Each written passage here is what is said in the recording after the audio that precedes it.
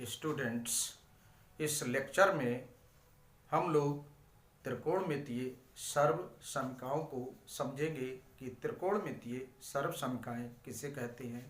लेकिन त्रिकोणमितीय सर्वसमीकरणों को समझने से पहले हम बीजगणितीय समीकरण को समझेंगे। तो ये बीजगणितीय समीकरण हमने लिखा है x² - 5x + 6 = 0। अब हमने इसको गुणनखंड विधि से, फैक्टर्स विधि से हमने x के मानों को फाइंड आउट कर लिया, जिसमें x का एक मान है 2 और x का एक मान है 3। तो समीकरण के अब हल के बारे में समझेंगे।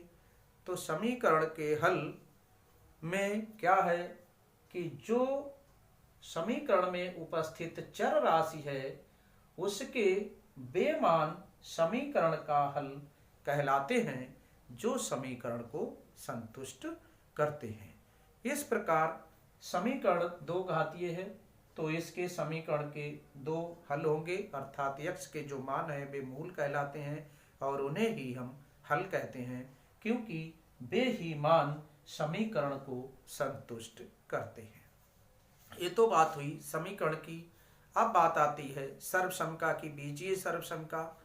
तो इसमें ये दो ही मान, अर्थात जितनी घात है उतने मान इसको संतुष्ट करेंगे।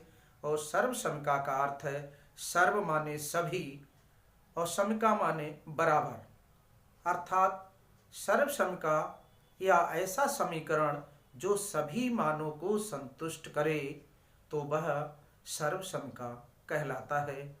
पुनः फिर ध्यान देंगे, ये समीकरण है जिसमें कुछ विशिष्ट मानों के लिए ही ये संतुष्ट होता है x के मानों से, क्योंकि इसमें x चर राशि है। अब ऐसा समीकरण को हम सर्वसमीकरण तब कहेंगे जब उसमें हम उपस्थित चर राशि के जो भी मान रखें उन सभी मानों के लिए संतुष्ट हो, अर्थात सर्वसम हो, सभी मानों के लिए समान हो, LHS और RHS समान हो, तो उसे हम सर्वसमीकरण कहेंगे। पुनः ध्यान देंगे, समीकरण को हम सर्वसमीकरण तब कहेंगे जब उसमें उपस्थित चर राशि के प्रत्येक मान के लिए वह समान होना चाहिए, अर्थात LHS और RHS समान हो, बायां पक्ष दाएं पक्ष के समान हो, तो उस समीकरण को हम सर्वसमीकरण कहते हैं। जैसे हम एक सर्वसमीकरण लिखते हैं, ए लिख दिया है हमने, पुनः हमने ये लिख दिया है a + b का whole of square is equal to a² + 2ab + b²। अब हम a बराबर 3 b बराबर 2 रखते हैं, तो ये आ जाता है 3 + 2 का whole of square is equal to, यहाँ भी 3² + 2 × 3 × 2 + b का मान 2 का स्क्वायर, तो ये 5 हो गया, 5 का वर्ग 25 हो जाता है। इस प्रकार ये 9 + 3 × 4 12 हो जाता है, +4, अब ये 25 हो जाता है। इस प्रकार हम इसे सूत्र भी कहते हैं। तो इसमें हम इस टाइप से कोई भी a और b के मान दोनों तरफ रखेंगे तो वह समान आएगा। इस टाइप से इसे हम सर्वसमीकरण कहते हैं। तो ये सर्वसमीकरण कौन सी है? बीजीय सर्वसमीकरण है। यदि हम इसमें a बराबर 1 ले लें, b बराबर 2 ले लें या 3 ले लें, तो भी इसमें a + b का whole of square is equal to a² + 2ab + b²। पुनः इसे देख लेंगे, तो 1 + 3 का स्क्वायर, 1² + 2 × 1 × 3 + 3², ये 4 हुए, 4 × 4 = 16 होते हैं। यहाँ 1 + 6 + 9 और ये 16 हो जाते हैं। इस प्रकार जो है ये सर्वसमका कहलाती है। ये तो दीजिए सर्वसमका की बात हुई। अब हम चलते हैं, आपको त्रिकोणमितीय सर्वसमकाओं से पहले त्रिकोणमितीय समीकरण पर हाइलाइट्स डाल लेते हैं, जो कि त्रिकोणमितीय समीकरण फर्स्ट ईयर में है, लेकिन यहाँ पर हम आपको सर्वसमका समझाने के लिए यहाँ पर यूज करेंगे। तो देखेंगे, ये देखेंगे, ये sine theta is equal to half, ये एक त्रिकोणमितीय समीकरण है जो थीटा के 30 डिग्री के लिए ही वैलिड है। तो इस टाइप से ये समीकरण है, साइन थीटा बराबर 1/2 दिया है। तो इस टाइप से ये कितने साइन का मान 1/2 होता है, तो ये इसको हम लिख लेते हैं, sine theta is equal to, ये साइन 30 है, साइन 30 के लिए ही वैलिड होगा। तो थीटा बराबर 30 अंश इसका हल होगा। अब ये प्रत्येक मान के लिए इतना मान वैलिड नहीं है, इसलिए ये त्रिकोणमितीय समीकरण कहलाता है। तो अब आगे हम बात करेंगे त्रिकोणमितीय सर्वसमका की। पुनः एक बार हम लोग नज़र डाल लेते हैं समीकरण और सर्वसमका पर। तो एक समीकरण को एक सर्वसमका तब कहा जाता है जबकि वह उपस्थित या संबंधित चरों के सभी मानों के लिए सत्य हो। इसी प्रकार एक कोण के त्रिकोणमितीय अनुपातों में संबंधित सर्वसमका को त्रिकोणमितीय सर्वसमका कहा जाता है। तो आइए इसको समझते हैं। इस त्रिकोणमितीय समीकरण को अभी आपने समझ लिया था, sine theta is equal to half था, तो थीटा इक्वल टू 30 डिग्री था, अर्थात थीटा के 30 अंश के लिए ही साइन थीटा बराबर 1/2 वैलिड था, सभी मानों के लिए नहीं। थीटा एक चर है, उसी के लिए हम सर्वसमका का मान निकालेंगे। तो आइए देखते हैं। अब त्रिकोणमितीय सर्वसमका को समझ लेते हैं। एक कोण या उसमें और भी अधिक कोण हो सकते हैं, जैसे कि हमने लिखा है, एक कोण के त्रिकोणमितीय अनुपातों से संबंधित सर्वसमका को त्रिकोणमितीय सर्वसमका कहा जाता है, जबकि ये संबंधित कोण के सभी मानों के लिए सत्य हो। तो इसमें त्रिकोणमितीय सर्वसमका में जो एंगल इसमें होंगे, उन एंगल्स के लिए ये सूत्र या रिलेशन सत्य होना चाहिए सभी मानों के लिए। जबकि बीजीय सर्वसमका में उसमें बीज अर्थात चर उपस्थित चर राशि के लिए सत्य होते हैं, यहाँ पर एंगल के लिए सत्य होते हैं। तो एक सर्वसमका को हम सिद्ध करते हैं, जिसे आपने पढ़ा है, नहीं पढ़ा है तो आप पढ़ लेंगे। ये एक समकोण त्रिभुज है, ये दिया हुआ है, जिसमें बी कोण समकोण है, ये ए है, ये बी है, ये यहाँ 90 डिग्री है। तो इस प्रकार ये हमने एक समकोण त्रिभुज ले लिया, ए बी और ये सी है। तो इस टाइप से, तो ये पाइथागोरस के प्रमेय से होता है, AC square is equal to AB square plus BC square. तो इसे हम इस टाइप से भी लिख सकते हैं, AB square plus BC square और बराबर AC स्क्वायर। इस प्रकार अब AC स्क्वायर से डिवाइड कर देते हैं, AC स्क्वायर से भाग देने पर तो AB square upon AC square plus BC square upon AC square is equal to AC square upon AC square. ये इससे डिवाइड हो जाएगा, 1 आ जाएगा, और ये इसे हम AB बटे AC इस टाइप से घातांक के नियम के अनुसार लिख सकते हैं इसमें।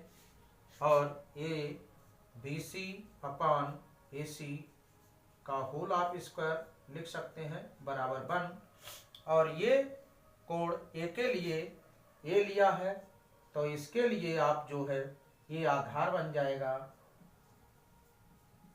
और ये लंब है परपेंडिकुलर, और ये हाइपोटेनियस मीन्स कर्ण हो जाता है। तो इस टाइप से ए बी बटे ए सी आधार बटे कर्ण लिख सकते हैं हम यहाँ पर। तो इस टाइप से हम इसे लिख लेते हैं और इसके अब मानों को रखेंगे। तो नोट कर लीजिए आप। तो इसे हम ये आधार बटे कर्ण भी लिख सकते हैं, आधार अपान कर्ण इसका वर्ग प्लस लंब बटे कर्ण इसका वर्ग इज इक्वल टू 1। और ये आधार बटे कर्ण ये कास होता है, तो ये प्लस ये साइन थीटा इसका स्क्वायर इज इक्वल टू 1, या इसको हम क्रम से लिख लेते हैं cos square theta plus sine square theta is equal to 1, या साइन स्क्वायर थीटा, सॉरी यहाँ थीटा की जगह पर हम यहाँ ए लिख सकते हैं, तो थीटा की जगह पर ए भी लिख सकते हैं। तो यहाँ ए ले लेंगे, यहाँ भी ए, यहाँ ए लिखेंगे, यहाँ भी ए। तो ये sine square A plus cos square A is equal to 1। यदि हम यहाँ पर थीटा ले लेते हैं तो यहाँ थीटा लिख सकते हैं, जो अभी हमने लिखा था वह भी सत्य था, गलत नहीं था। तो इस टाइप से अगर हम यहाँ थीटा ले लें तो ये थीटा यहाँ लिख सकते हैं, और थीटा ना लिखें तो ए लिख सकते हैं। तो इस टाइप से ये हमारी कोण ए के लिए सर्वसमका है। तो कोण ए के लिए सर्वसमका को हम लिखेंगे कंडीशन यहाँ पर किस किस कोण के लिए ये वैलिड होती है। ये हम लोगों ने सर्वसमका सिद्ध की। यह सभी ए के लिए जो ए एंगल इसमें हमने लिया है तभी इसे हमने बेस माना है, आधार माना है, या इसे हम कहते हैं संलग्न भुजा इसे, और इसे अपोजिट साइड कहते हैं, इसे हाइपोटेनियस। तो इस टाइप से हमने पुनः ये सभी ए के लिए जहाँ ए का मान 0 से लेकर 90 डिग्री तक है, इसलिए ये सत्य होता है। अतः ये एक त्रिकोणमितीय सर्वसमका है। ये 0 अंश से लेकर 90 डिग्री तक के लिए ये सत्य होती है, इसलिए इसे ही हम सभी मान के लिए कहते हैं, इसलिए सर्वसमका कहलाती है। और यदि हम यहाँ एंगल थीटा ले लेते हैं तो यही सर्वसमका जो है sine square theta plus cos square theta is equal to 1 लेते हैं, और ये 0 degree is less than is equal to theta is less than is equal to 90 के लिए सर्वसमका कहलाएगी। अब हम दूसरी सर्वसमका को सिद्ध करते हैं। ये 3 सर्वसमकाएं बेसिकली हाई स्कूल में हैं, तो इन तीनों सर्वसमकाओं को सिद्ध कर लेते हैं। अब हम ये दूसरी सर्वसमका को सिद्ध करने जा रहे हैं। तो इसमें हम अब ए बी स्क्वायर से भाग देंगे। ए बी स्क्वायर से भाग देने पर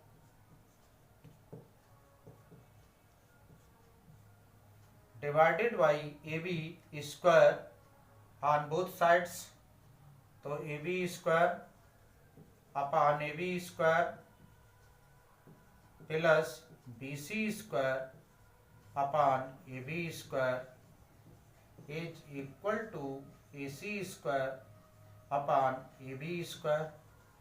तो ये इससे कैंसिल हो जाएगा एक, तो 1 प्लस ABC अपान AB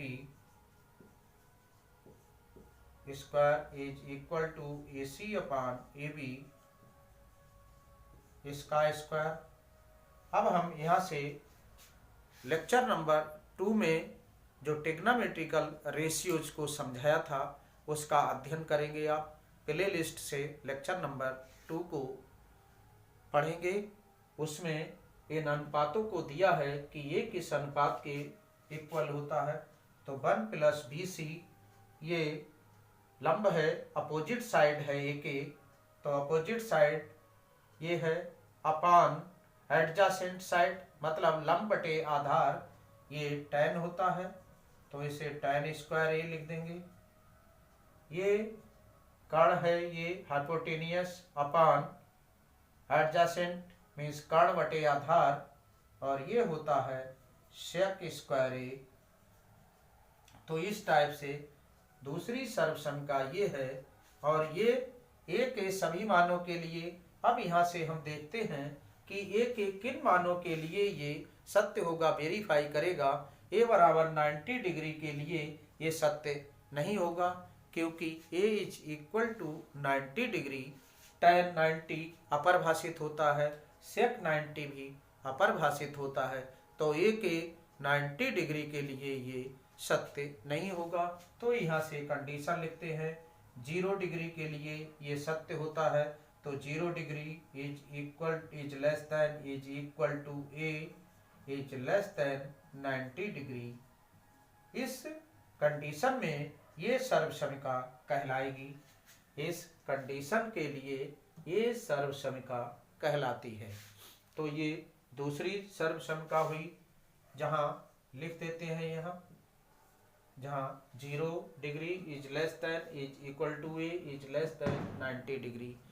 ध्यान देंगे आप लोग पुनः कि ए बराबर 90 डिग्री के लिए ना तो tan परिभाषित है और ना ही सेक परिभाषित है, इसलिए 90 डिग्री को छोड़कर और 0 तक लेकर ये सर्वसमिका सत्य होगी इस कंडीशन में।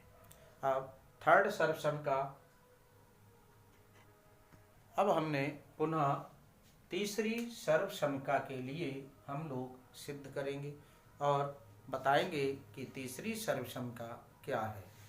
तो तीसरी सर्वसमिका के लिए हमने पाइथागोरस के अकॉर्डिंग ये ले लिया, समकोण के सामने की भुजा पर बना वर्ग AC का वर्ग इज इक्वल टू शेष दो भुजाओं पर बने वर्गों के योग के बराबर होता है। तो इसका वर्ग इज इक्वल टू इसका वर्ग प्लस इसका वर्ग। तो इस टाइप से अभी हमने सबसे पहले AC स्क्वायर से भाग दिया था, फिर हमने AB स्क्वायर से डिवाइड किया था, अब हम BC स्क्वायर से डिवाइड करते हैं इस रिलेशन को। तो लिखेंगे BC स्क्वायर से भाग देने पर या दोनों ओर भाग देने पर एक ही बात हुई।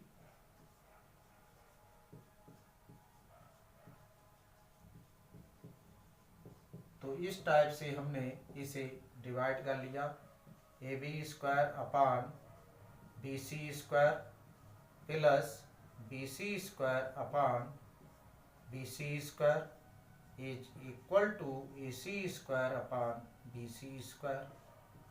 तो ये इससे कैंसिल हो जाएगा, एक आ जाएगा यहाँ भी, और इसे हम AB अपान BC लिख लेंगे, स्क्वायर को बाहर, plus 1 is equal to AC upon BC हो जाएगा। तो ये हो जाता है आपका रिलेशन रेशियो जो है AB अपान BC, AB अपान BC, ये हो जाता है आपका AC अपान BC, सॉरी ये है BC, AC अपान BC, ये कॉसिक बन जाएगा, कर्ण बटे लंब अर्थात हाइपोटेनियस अपान अपोजिट साइड जो है ये कॉसिक इस A और इस पर वर्ग है, plus 1 is equal to A बन गया है आपका ये यहाँ पर मिस्टेक हो रही है, A B upon B C, A B ये है अपान बी सी, ये कॉट बनता है, तो यहाँ पर cot A plus 1 is equal to ये बनता है कॉसिक ये बटे ये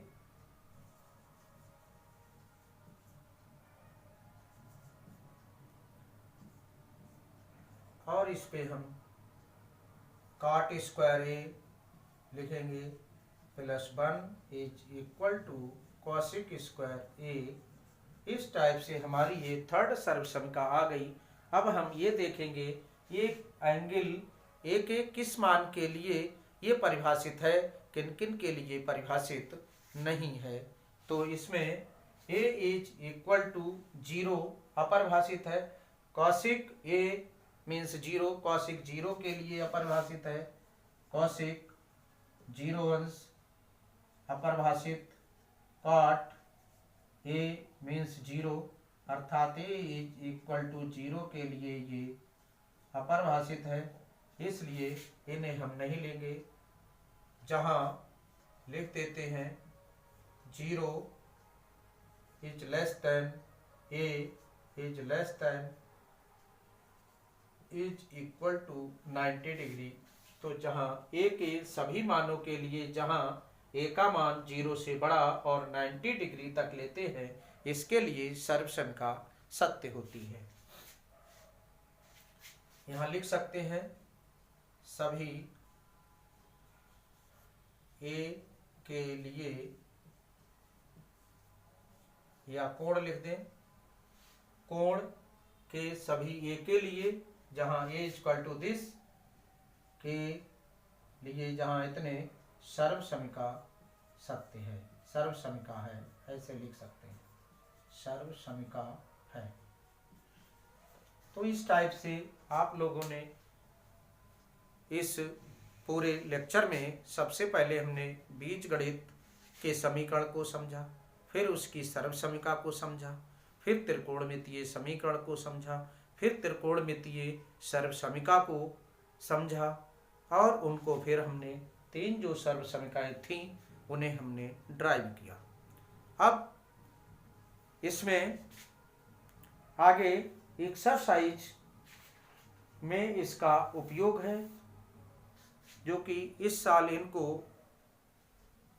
निकाल दिया गया है सिलेबस से, और लेकिन ये बहुत ही महत्वपूर्ण लेक्चर है और जिसमें सर्वसमिकाओं का अभी से लेकर एमएससी तक यूज होता है। जब जब ट्रिग्नोमेट्री आप पढ़ेंगे, ट्रिग्नोमेट्री का यूज होगा, चाहे वो हाई स्कूल हो, चाहे फर्स्ट ईयर हो, चाहे इंटर हो, चाहे बीएससी हो, इन सर्वसमिकाओं का यूज अवश्य ही होता है। इसलिए इसको महत्वपूर्ण तरीके से ही सीखेंगे कि ये बहुत ही महत्वपूर्ण है, इसलिए इसको अवश्य ही सीखना है और अपने दिमाग में स्थायी रूप से रखना है। तो इस लेक्चर में आज के लिए इतना ही, क्योंकि इस लेक्चर से आगे यदि हम सर्वसमिका का उपयोग एक्सरसाइज 8.4 में करेंगे तो ये नेक्स्ट लेक्चर में यूज कर सकते हैं। नहीं तो आइए एक्सरसाइज भी क्वेश्चन हम कर लेते हैं। इनमें ये क्वेश्चन नंबर फर्स्ट है, एक्सरसाइज 8.4 त्रिकोणमितीय अनुपातों साइन ए, सेक ए और टैन ए को काट ए के पदों में व्यक्त कीजिए। ये हमारा क्वेश्चन है। साइन ए को काट ए के रूप में लिखना है, सेक ए को काट ए के रूप में लिखना है, टैन ए को काट ए के रूप में लिखना है। अब बात आती है, हमारे पास 3 सर्वसमिकाएं थीं, 1, 2 और ये 3। अब इनसे हमने इस सर्वसमिका 1 से 2 सर्वसमिकाएं और बना ली। साइन ए स्क्वायर ए को इधर रोक लिया, काश स्क्वायर ए को राइट साइड में ट्रांसफर कर दिया तो ये 1 माइनस काश स्क्वायर ए हो जाता है। एक बार हमने काश स्क्वायर को ए को इधर लेफ्ट साइड में रोका और साइन स्क्वायर इधर, तो 1 माइनस साइन स्क्वायर ए हो जाता है। अब पुनः देखेंगे सर्वसंख्या नंबर 2 को 1 प्लस tan स्क्वायर ए बराबर सेक स्क्वायर ए। इसमें हम क्या करेंगे, tan स्क्वायर को राइट साइड में ट्रांसफर कर दिया, सेक स्क्वायर ए माइनस tan स्क्वायर ए बराबर 1 होता है।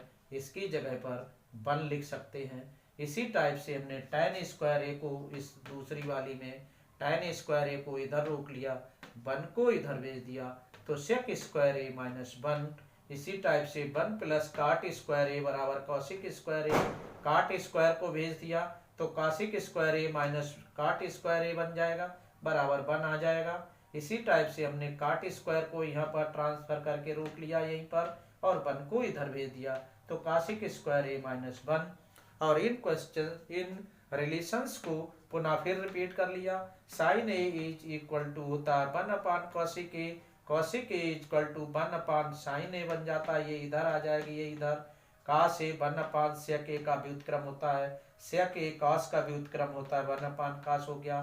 tan A equal to 1 upon cot होता है, tan A equal to sine upon cos भी होता है, और cot A equal to 1 upon tan A होता है, और काट ए इक्वल टू काश ए अपान साइन ए भी होता है। ये लेक्चर नंबर 2 में आपने इन्हें पढ़ा था, ये इतने। अब इनके हम सिद्ध करेंगे, अर्थात कहने का तात्पर्य ये है साइन ए सेक ए tan ए को काट ए के रूप में बदल लेंगे। तो सबसे पहले हम साइन ए को बदलते हैं काट में। कैसे बदला जाएगा, यहाँ से पहुँचते हैं इस सर्वसंख्या से कि कौशिक जो है वो साइन का व्युत्क्रम है और साइन कौशिक का व्युत्क्रम है, दिया हुआ आप देख रहे हैं यहाँ पर।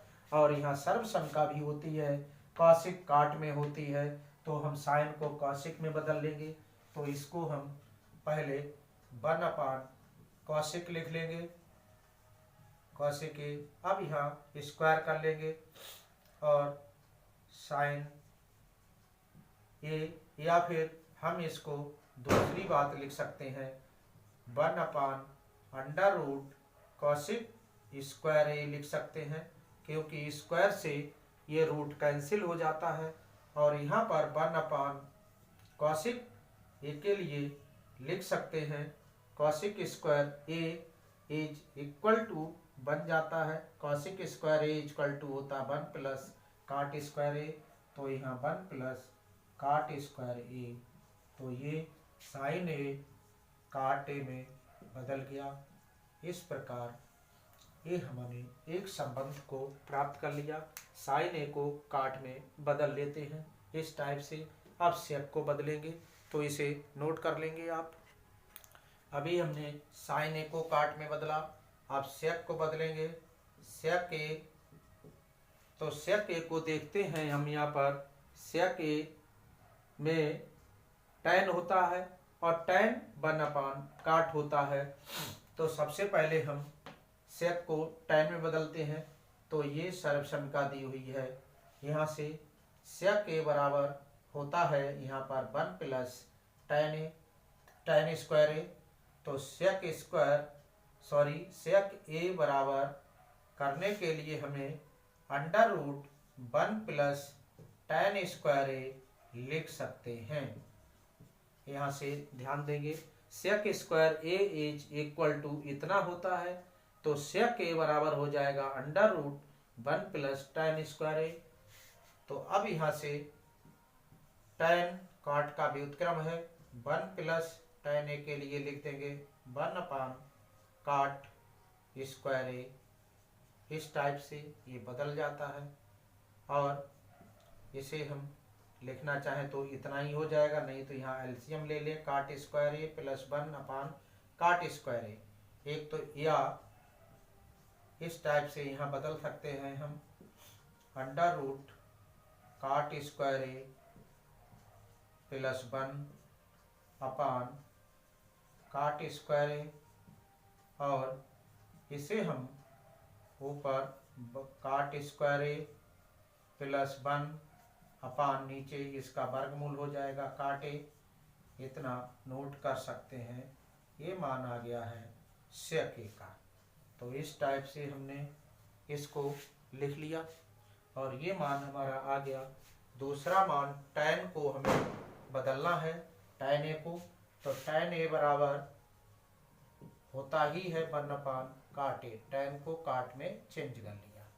तो इस टाइप से हमने sin को cot में चेंज किया, sec को चेंज किया cot में, और tan को cot में चेंज कर लिया। इन्हीं के पदों में व्यक्त करना था इस क्वेश्चन में। इस क्वेश्चन से हमें इस बात का लाभ मिलता है कि हमें सर्व समीकरणों को बदलना आ जाता है, और सर्व समीकरण बदल करके ही और फिर उनका सिंप्लीफाई करके हम क्वेश्चन को आसानी से हल कर सकते हैं, सरलीकरण कर सकते हैं, और हम सवालों को अधिक से अधिक लगा सकते हैं, क्योंकि ये कन्वर्ट करना आना मस्ट है। तो इस टाइप से, इसी टाइप से आप इसमें क्वेश्चन नंबर 2 को स्वयं करेंगे। तो अभी तक आपने सर्वसमिका किसे कहते हैं, त्रिकोणमितीय सर्वसमिका किसे कहते हैं, इन सभी को सीखा और उन्हें प्रूव किया और उन्हें फाइंड आउट किया। अब इसको यूज करना भी कि किस तरह से हम इन्हें यूज करते हैं। तो आज के लिए इस लेक्चर में इतना ही। शेष क्वेश्चंस नेक्स्ट लेक्चर में होंगे। तब तक के लिए खुश रहिए, स्वस्थ रहिए और घर पर रहिए और सेफ रहिए।